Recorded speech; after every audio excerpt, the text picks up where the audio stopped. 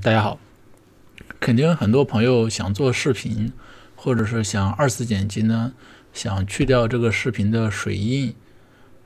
行家的做法呢，就是你比较厉害了，你可能用 A1就去掉了。但是呢，很多人肯定是希望能够一键去除。一键去除呢，有朋友做呢，在 iOS 上呢，第一个是用的做了这个捷径，当然呢，我没有测试过。然后第二个呢，就是一个水印的助手，一个小程序。